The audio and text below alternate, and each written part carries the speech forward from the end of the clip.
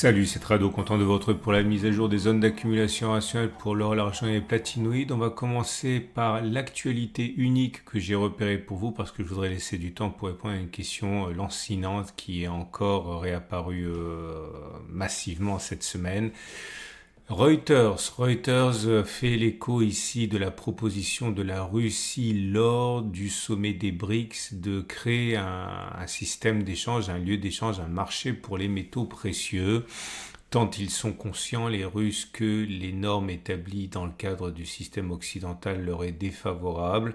Imaginons bien que les conséquences ne sont pas véritablement prévisible, mais il est clair que si un marché des métaux précieux devait voir le jour, ce serait parce qu'ils pensent que les prix sont sous-évalués. On ne peut pas en dire davantage, on ne sait pas, on ne sait même pas si ça va être accepté, mais ça laisse augurer quand même d'un changement important dans le cadre des,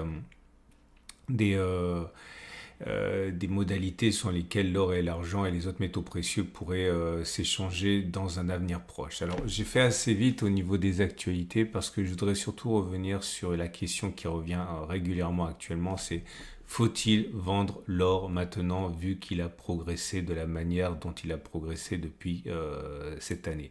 J'ai répertorié pour vous ici dans ce graphe ou plutôt dans cette liste, les progressions de l'or depuis 20 ans. Okay, donc pas l'année dernière, pas il y a 2 ans, depuis 20 ans. Et vous voyez, 2005, ça a été le summum sur ces 20 dernières années avec 36% de hausse. 36%. Et après, vous savez lire plus 10, plus 18, plus 10, plus 21, plus 39, etc., etc. Il y a eu une année terrible, c'est celle-ci, l'année où on a fait cette année ici, on a fait moins 30% sur l'or libellé en euros.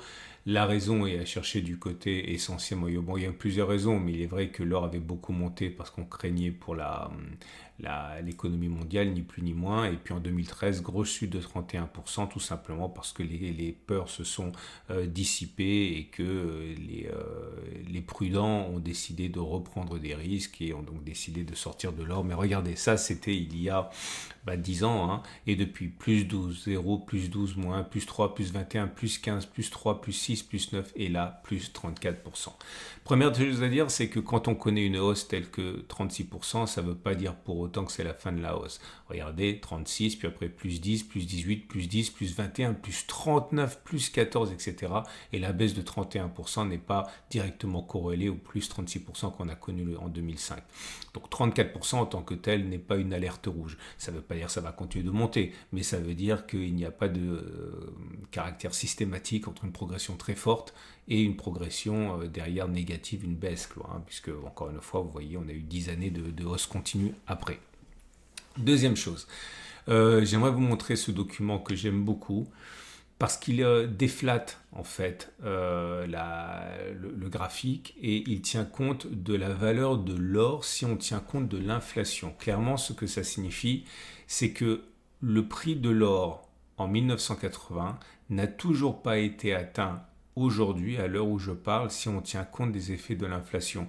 Bref, les dollars d'aujourd'hui, vous le savez, valent beaucoup moins que les dollars de 1980, il y a 44 ans. Et donc à partir de là, si on donnait au dollar la valeur qu'il avait dans les années 80, on est très très très très loin d'avoir inscrit des records. Qu'est-ce que ça veut dire? Ça veut dire que c'est cher ou que c'est pas cher, c'est très insuffisant. Il faut comparer les choses telles qu'elles sont en réalité et en termes ajustés de l'inflation, c'est-à-dire en les termes réels, l'or n'est pas plus cher qu'en 1980, ce qui voudrait dire qu'on est loin d'avoir fait un record, ce qui veut dire encore que ceux qui pensent qu'on a fait un record et qu'on devrait baisser, ne tiennent pas compte de cette variable inflationniste. Voilà. Maintenant, je vais revenir rapidement sur le graphe de l'or ici. Bon, il y a beaucoup de choses à dire, mais je vais essayer de faire simple. N'oubliez pas que dans un mois et demi à peu près, il y a les rencontres annuelles d'Ocofre et comme d'habitude, je vais avoir une chronique et dans cette chronique, je vais notamment revenir sur cette histoire de perspectives de moyen, de long terme, etc. Dans l'immédiat, je vous remontre le graphique de l'or qui est ici. Vous savez, la baisse, elle est impossible à voir venir. Ok. Les grandes baisses généralement sont imprévisibles et on ne peut pas donc s'en protéger. Par contre, on peut optimiser les achats pour éviter d'acheter au plus haut. C'est tout l'esprit qu'il y a dans ma méthode d'accumulation rationnelle en vous permettant d'acheter pendant les consolidations. Regardez ça. Les ellipses noires correspondent, depuis 2023, j'aurais pu prendre 2024, bon, de toute façon, on peut remonter très très loin, mais regardez, bon, je vais prendre un grand plan ici, vous voyez. Si on tient compte des points auxquels on a acheté avec la méthode d'accumulation rationnelle, vous voyez bien qu'on est très en dessous du cours auquel l'or a pu évoluer. Donc, cela signifie que, du moins depuis que je produis des vidéos pour Au Coffre, c'est-à-dire depuis très longtemps, eh bien, on peut éviter de se faire avoir par des prix trop élevés en attendant des consolidations. Si vous pensez que l'or pourrait baisser dramatiquement parce que, pour telle ou telle raison, il vous suffit de faire ce que je propose de faire depuis maintenant quelques semaines, depuis quelques mois, depuis qu'on a cassé cette zone ici, qui a initié l'accélération haussière, d'arrêter d'acheter à intervalles réguliers, mais de combiner l'achat à intervalles réguliers, appelé DCA, Dollar Cost Averaging, tous les premiers du mois, avec des achats pendant les soldes. Pendant les soldes, ça veut dire quoi? Ça veut dire pendant qu'on revient sur les zones d'accumulation rationnelle. Et c'est votre seule façon finalement de tirer parti des baisses sans prendre trop de risques, parce que vous ne voulez pas non plus, comme ça arrive très souvent, vendre tout simplement pour voir derrière que l'or continue son ascension. Donc, dans l'immédiat, on voit bien qu'on a bondi depuis la dernière zone d'accumulation rationnelle qui a été signalée dans la vidéo à 2415, ici 2374. Mais à côté de ça, il n'est pas dit pour autant qu'on n'y reviendra pas. Donc ce que vous pouvez faire si vous avez peur, c'est réduire la position de DCA et augmenter la position des zones d'accumulation rationnelle. Si vous n'êtes pas nouveau sur ce secteur et que vous avez déjà commencé à accumuler, de toute manière, vous êtes déjà, passez-moi l'expression, chargé en or. Donc, vous pouvez très bien investir tous les premiers du mois, non pas 50%, mais 20%, voilà, au cas où on ne reviendrait jamais ici, ce qui est toujours une possibilité, et accumuler mois après mois de l'argent pour l'investir lorsqu'on aura corrigé un petit peu, notamment lorsqu'on aura perdu par rapport au niveau actuel 5%, 6%. Le problème, votre problème dans cette stratégie-là, c'est que l'avenir étant inconnu, on n'a aucune idée de ce qui va se passer. Regardez ici, si on s'était amusé, parce que là je vous ai montré des exemples qui m'arrangeaient et qui ont fonctionné, ok, mais on aurait très bien pu imaginer sur cette période-là, voilà, ici, il y a une accumulation rationnelle, mais on va faire comme s'il n'y en avait pas. Si on avait mis non pas la zone d'achat ici, mais la zone d'achat là, eh bien, vous voyez bien qu'on n'est jamais revenu sur cette zone. Ça veut dire qu'il aurait fallu attendre le retour sur cette zone d'accumulation rationnelle pour pouvoir accumuler davantage. Il n'y a aucune garantie. Okay, donc malheureusement, je n'ai pas de solution miracle pour vous. La seule chose que je puisse vous dire, c'est qu'en achetant progressivement, vous réduisez la possibilité d'acheter au plus haut, ou du moins vous tirez parti des consolidations si les cours descendent et que vous continuez à accumuler, et a fortiori si vous profitez des zones d'accumulation rationnelle en combinant la DCA, vous bénéficiez ainsi du meilleur des deux mondes. Voilà, donc quant à moi, je ne suis pas vendeur pour l'or que je détiens notamment chez Au Coffre, mais je ne saurais vous influencer dans aucune manière. D'aucune manière, souvenez-vous simplement ce que j'ai dit au début, les faits montrent que ce n'est pas parce qu'on a pris 34%, ok, que derrière c'est la fin de la hausse. Voilà, j'espère que ça vous a un petit peu éclairé. On va passer aux zones d'accumulation rationnelle, mais juste avant ça, j'aimerais vous avertir qu'il y a une nouvelle pièce et une nouvelle offre qui est disponible si vous voulez justement accumuler de l'or avec mon partenaire Au Coffre.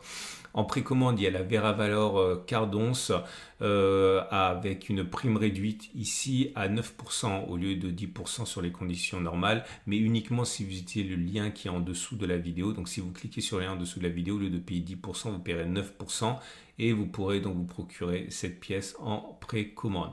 Voilà, on va passer maintenant aux zones d'accumulation rationnelle. Et à tout seigneur, tout honneur, on commence par l'or. L'or libellé en euros, toujours dans une tendance de fond haussière, une tendance de long terme haussière.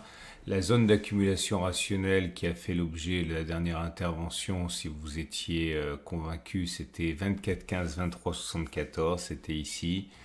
Maintenant, beaucoup s'inquiètent du fait qu'il ne soit plus possible d'envisager un retour sur 24,15, 23,74 et je le dis une fois pour toutes, comme je le dis depuis des semaines et des mois, une combinaison de la DCA et de la ZAR peut être votre solution. DCA tous les premiers du mois, enfin intervalle fixe, ça peut être le 15, le 25.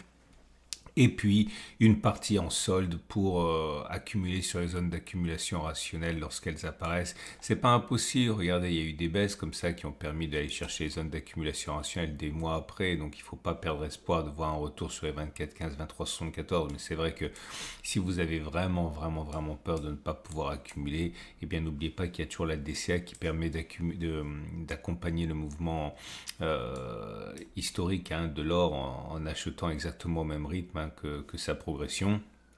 En tout cas, dans les médias, les bougies Aiki-Nashi ne montrent pas de signe de faiblesse évident. Vous avez toujours des bougies vertes comme ça qui sont haussières. Maintenant, à bien y regarder, les deux dernières ont une mèche haute et une mèche basse. Autrement dit, c'est moins haussier que préalablement. Il y a une pause qui se met en place.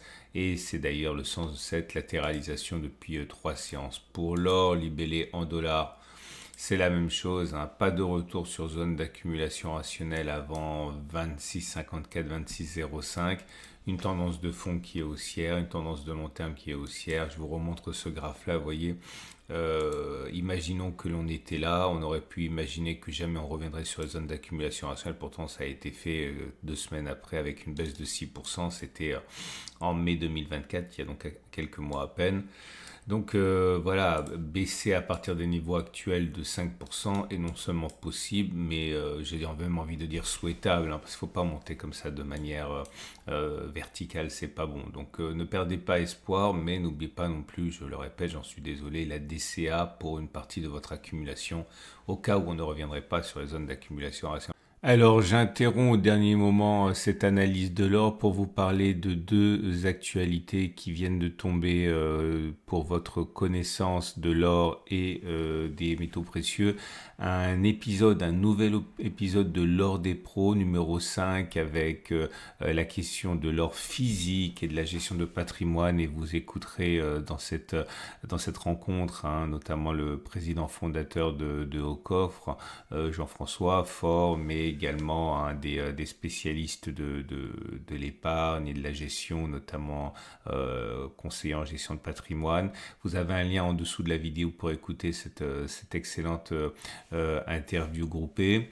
Et deuxième chose que j'aimerais vous présenter et dont je n'ai pas pu parler en début de vidéo, c'est un nouvel article qui vient d'un des plus grands spécialistes de l'or en France. C'est la nouvelle publication de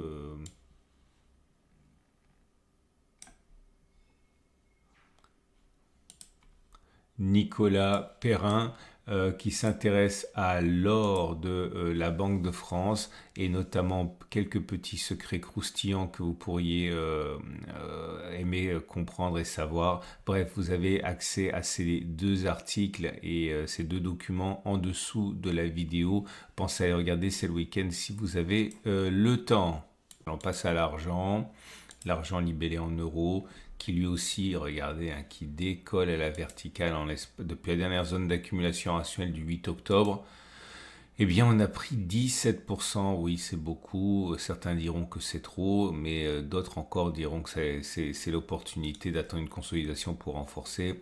La zone d'accumulation rationnelle la plus évidente, elle est 11% plus bas. Là non plus, pensez pas que ce sont des choses qui sont impossibles. Regardez ici, on s'est envolé c'était début mai et le 20 mai de 23%, donc encore plus que ce à quoi on assiste maintenant, ce qui n'a pas empêché les cours de revenir 20% en arrière sur la zone d'accumulation rationnelle. Il y a eu 3 accumulations dans les vidéos ici, hein. Donc voilà, ne perdez pas espoir, ne cédez pas au FOMO, ne cédez pas à l'accumulation impulsive, hein. Soyez raisonnés. ZAR et DCA peuvent vraiment vous aider. L'argent, mais libellé en dollars, c'est pareil, hein, progression trop rapide. Honnêtement, c'est trop rapide et ça implique normalement, pour avoir un peu plus de crédibilité, de consolider un petit peu. Regardez, ouais, ce qui est bien, c'est quand on a des choses comme ça, avec des consolidations fréquentes. Ok, c'est ce qui derrière permet de construire une hausse saine.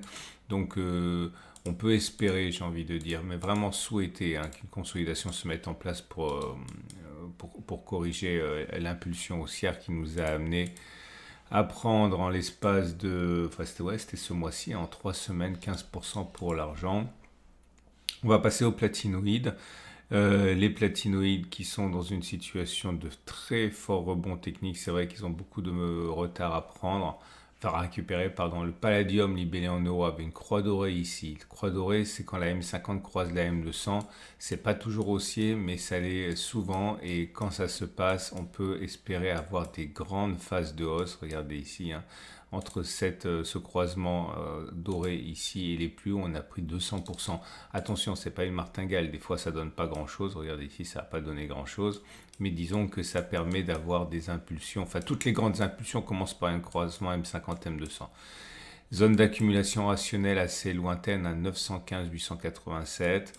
Mais ça y est, on repasse largement au-dessus des zones d'accumulation rationnelle de 2024. Il fallait être patient.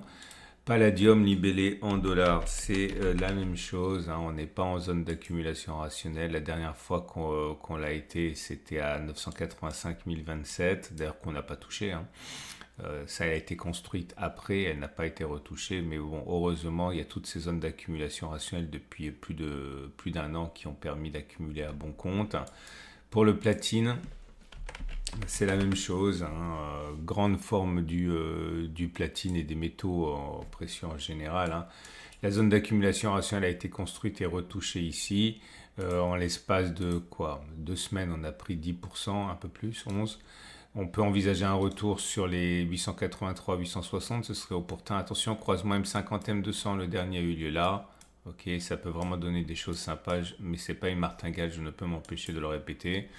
Et on termine avec le palladium, le platine libellé en dollars avec une même conclusion. La zone d'accumulation rationnelle, elle est beaucoup plus bas maintenant, hein, 968, 975, il faudrait baisser de 6%. Fort heureusement, certains ont pu accumuler lors de sa création. Elle a été créée ici, donc elle a été retestée ici. Donc c'est bon, croisement M50, M200, ça peut être intéressant. Voilà, on a fait le tour. Je vous rappelle 3 choses. 1, vous pouvez retrouver l'article que j'ai mentionné en début de vidéo sur mon site. Vous avez la possibilité d'acquérir la nouvelle Vera Valor jeton avec une fiscalité très favorable. Vous avez une vidéo à la fin pour en savoir davantage et un lien pour bénéficier de cette offre avec une prime réduite en passant par le lien que je vous ai mis. Et je vous rappelle enfin que ce format est mis à jour 2 fois par semaine, le mercredi et le samedi. N'hésitez pas à vous abonner pour ne pas louper les mises à jour.